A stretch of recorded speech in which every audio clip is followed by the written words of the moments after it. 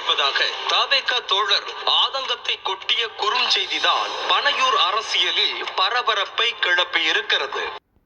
கழகம் கட்சியில் சாதி மற்றும் பணம் அதிகத்துடன் இருப்பவர்களுக்கு மட்டுமே கட்சியில் பொறுப்புகள் வழங்கப்படுவதாக கட்சி நிர்வாகிகள் தங்களின் குமுறல்களை ஆடியோ பதிவுகளாக தவேக குழுவில் தெரிவித்துள்ளது பரபரப்பை ஏற்படுத்தியிருக்கிறது.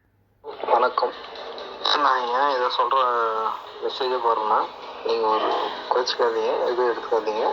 என்னோட நம்பரை சேவ் வச்சுங்கிற அனைத்து என் பாசத்து உறவுகளுக்கு வணக்கம்.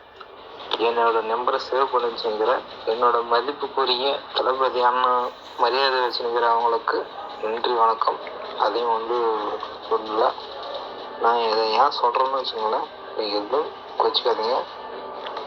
எனக்கு தருமபுரி மாவட்டத்தில் நான் இந்த வேலையை செய்யறதுக்கு எனக்கு விருப்பம் இல்லை.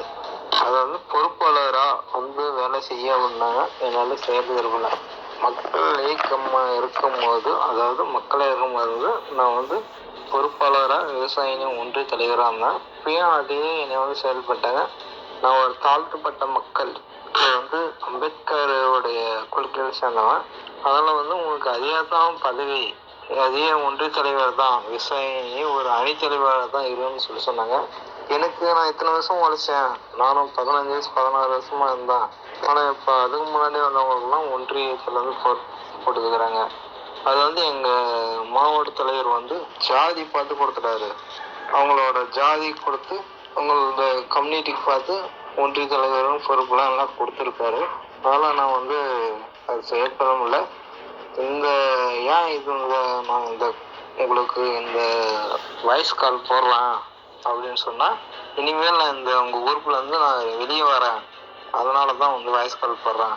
எனக்கு ஒரு 30-40 குரூப் இது, அது எல்லாத்தையும் போட்டு நான் வெளியே வரேன். எனக்கு ஆதரவு கொடுக்குற மாதிரி இருந்தால் நான் எல்லாம் அப்படி கிடையாது.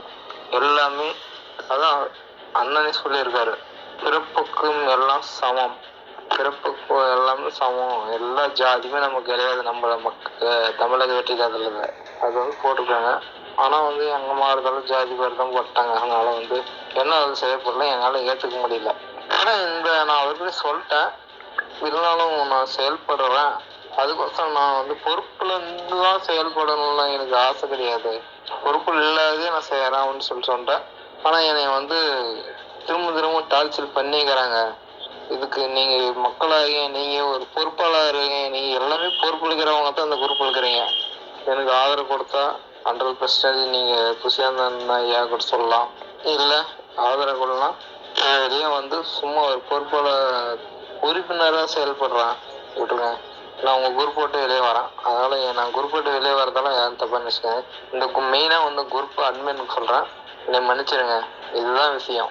இது கட்சிக்கழக பொறுப்பாளராக குஷிமோகன் என்பவர் இருந்து வரும் நிலையில் வசூல் வேட்டை புகார் பட்டியலில் அவர் பெயர்தான் முன்னிலையில் இருக்கிறது. பதவிக்கு ஏற்ப தொகையை நிர்ணயித்து பணம் கொடுப்பவர்களுக்குத்தான் பதவி என கல்லா கட்டிக் கொள்வதாக சொல்கின்றனர். தமிழ்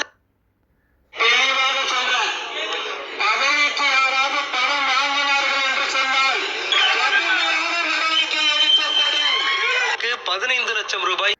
கழகம் கட்சியில் சாதி மற்றும் பணம் அதிகத்துடன் இருப்பவர்களுக்கு மட்டுமே கட்சியில் பொறுப்புகள் வழங்கப்படுவதாக கட்சி நிர்வாகிகள் தங்களின் குமுறல்களை ஆடியோ பதிவுகளாக தவேக குழுவில் தெரிவித்துள்ளது பரபரப்பை ஏற்படுத்தியிருக்கிறது. தமிழக கட்சியின் தலைவர் விஜய், பொதுச் செயலாளர் என் ஆனந்த், பொருளாளர் வெங்கட்ராமன் ஆகியோரை கொண்ட குழு தீவிர ஆலோசனையில் ஈடுபட்டிருப்பதாக தகவல் வெளியாகியுள்ளது.